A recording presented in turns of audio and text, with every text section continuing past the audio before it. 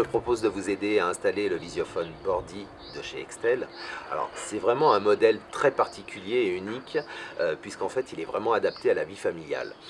C'est un kit équipé d'un moniteur à revêtement miroir avec lequel je pourrais commander une gâche électrique et un automatisme de portail.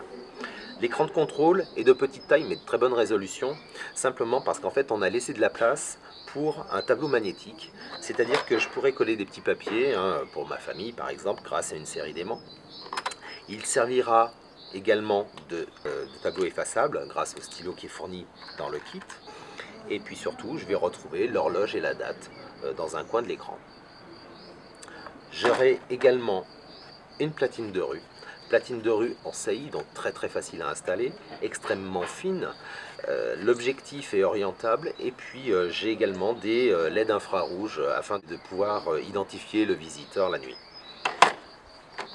On va retrouver une alimentation qui est livrée avec le kit, mais en fait je ne vais pas m'en servir pour cette vidéo car j'ai choisi d'installer l'option modulo qui est la même alimentation mais que je vais pouvoir installer en fait dans mon tableau électrique. Le kit est vraiment très simple à installer puisqu'en fait j'ai besoin que de 2 fils entre la platine de rue et le moniteur. Ce kit, je vous rappelle, est garanti 3 ans.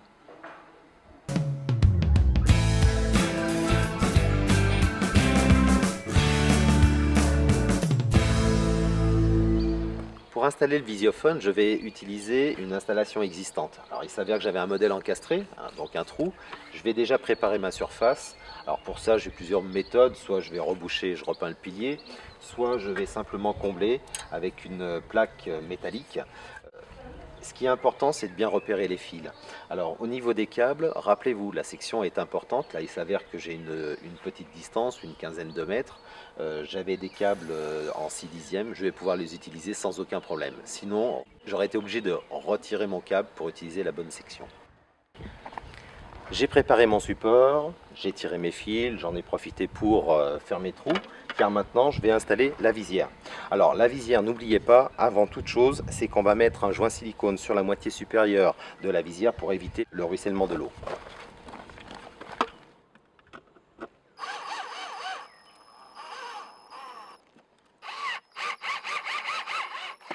Maintenant, je vais connecter la platine de rue, donc je vais choisir 2 fils parmi mon câble.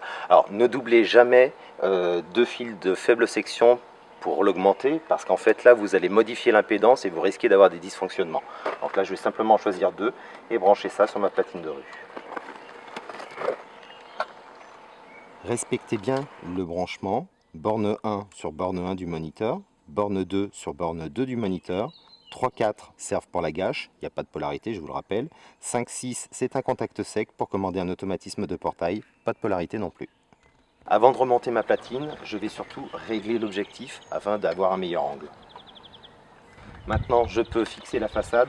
Commencez bien par emboîter le haut et je finis par la vis de maintien.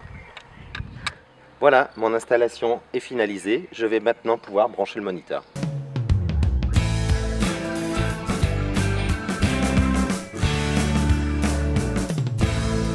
Installation du moniteur. Comme je suis sur une installation existante, je vais déjà commencer par présenter mon moniteur afin de savoir où je vais positionner l'étrier pour cacher un maximum de trous.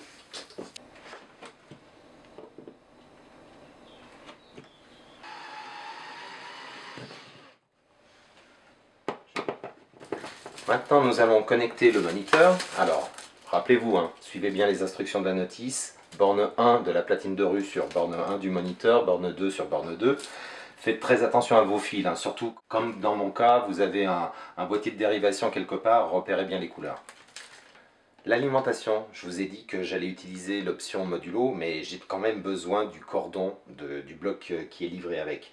Donc je vais simplement évaluer la distance de câble dont j'ai besoin, et puis couper purement et simplement le cordon.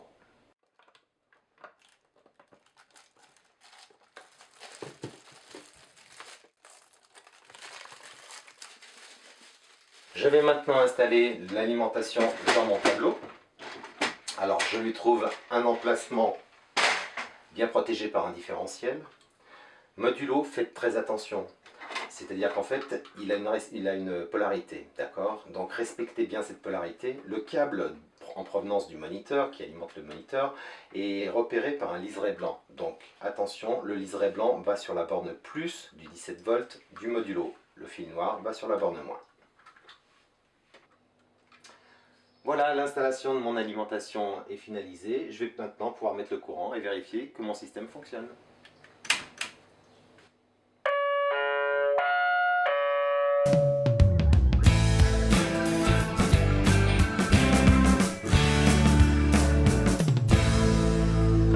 Réglage de la sonnerie. Alors je commence par éclairer mon moniteur.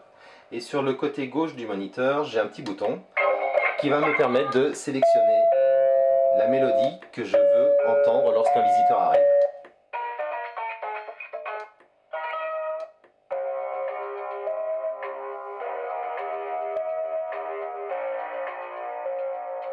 Pour le réglage de l'horloge, j'ai 3 boutons derrière. Plus, 7, mode. Donc en fait, vous allez déjà appuyer sur mode pour régler le format de votre horloge, 24 ou 12 heures.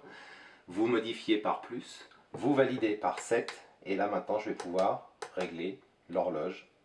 Donc toujours 7 pour valider, et mes minutes. Je fais exactement pareil pour la date. Voilà, votre système est prêt à l'emploi.